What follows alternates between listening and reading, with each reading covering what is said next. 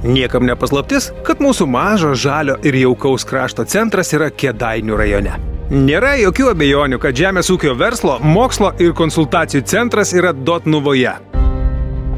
Tai per 10 metų mažiausiai 10 kartų dar labiau sustiprino jubiliejinė žemės ūkio paroda Agrovizija 2015.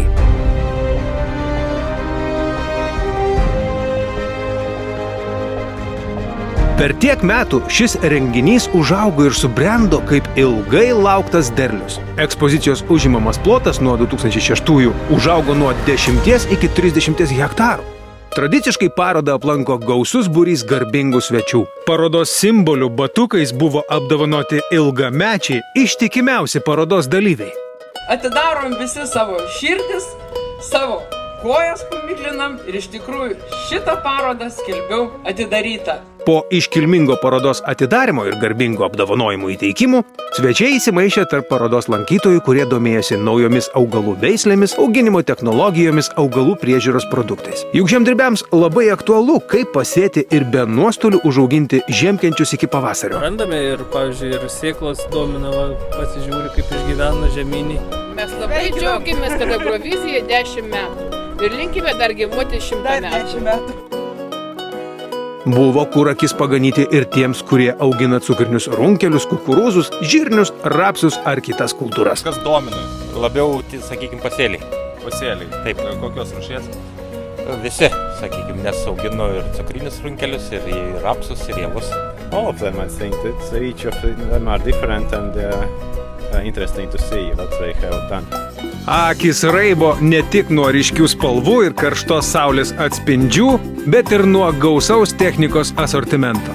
Techniką buvo galima apžiūrėti ne tik ekspozicijoje, bet ir demonstruojančią savo efektyvumą ariant, sėjant, pjaunant, skutant, vyniojant šienainį, atliekant dirvos drenavimą.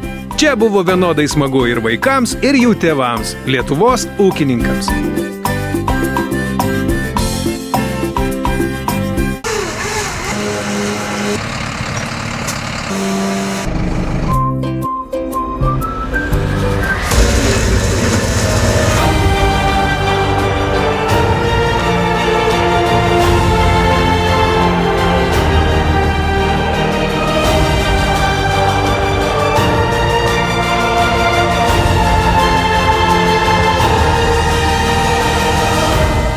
Nepažįstu, susipažįsti, ta prasme, aišku įdomu, tokiose vietose žmonės susibėga į krūvą, labai gerai. Mes ūkininkai, domimės techniką, augalais.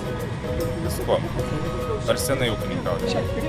Savo vardu 10 metų. Parodos dalyvių stenduose buvo galima ne tik susipažinti su inovatyviais produktais, gauti mokslininkų patarimų, bet ir paspausti dešinę Lietuvą garsinantiems visame pasaulyje. Dabar bulves renkam Pietų Amerikoje dažniausiai.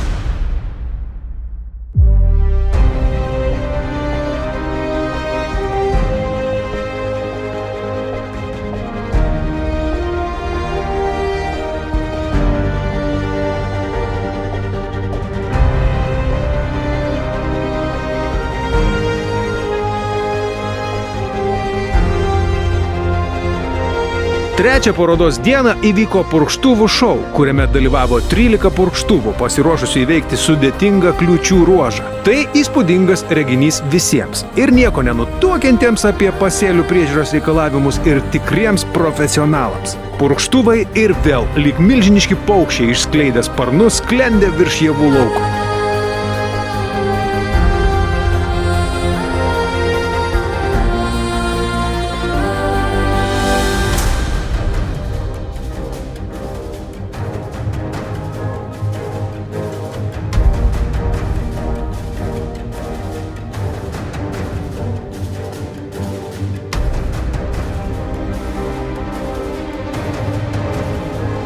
Paroda sulaukė tūkstančių svečių iš Lietuvos, Latvijos, Estijos, Baltarusijos ir kitų šalių. Nepastebimai pralėkė 3 dienos ir baigėsi jubiliejinė 10 Agrovizija. Gyvuok ir klestėk Agrovizija.